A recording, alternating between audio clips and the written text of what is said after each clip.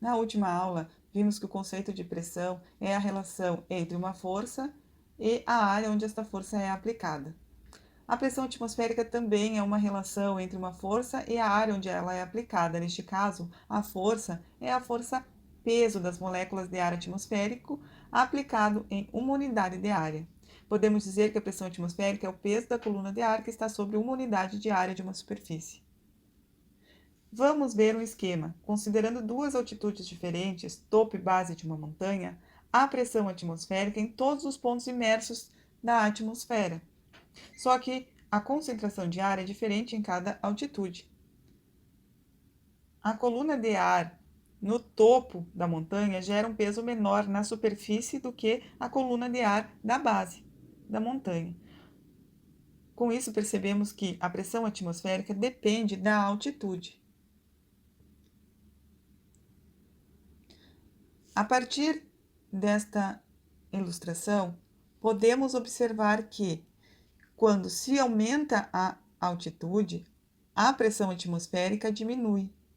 E quando a altitude diminui, a pressão atmosférica aumenta.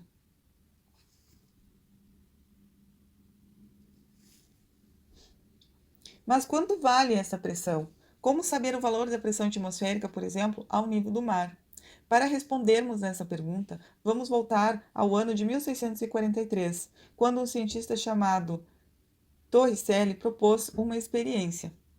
Torricelli encheu um tubo de 1 metro com mercúrio, tampou a extremidade aberta com o dedo e mergulhou a extremidade aberta em um recipiente contendo também mercúrio. Após destampar o tubo, o nível do mercúrio baixou um pouco e estabilizou na posição de 76 centímetros.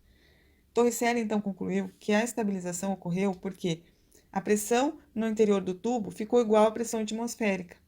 Respondendo à pergunta anterior, a pressão atmosférica ao nível do mar é dita ser 760 milímetros de mercúrio, que condiz com a altura da coluna de mercúrio encontrada por Torricelli, que também pode ser medida em atm e pascal.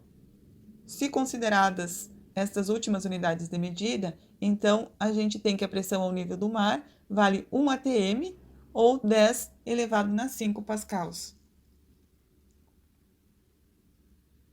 A verdade é que esta grandeza é muito importante para a nossa vida e muitas atividades e situações ocorrem devido à sua existência. Por exemplo, beber líquidos com canudinho só é possível pela ação da pressão atmosférica. Um outro exemplo, quando sentimos dor no ouvido ou sensações de estalo, quando estamos andando de avião. Se você nunca andou de avião, provavelmente já subiu ou desceu alguma serra e percebeu que o ouvido começa a estalar quando a gente está subindo ou descendo esta serra. Todas essas sensações, elas estão associadas à variação da pressão atmosférica.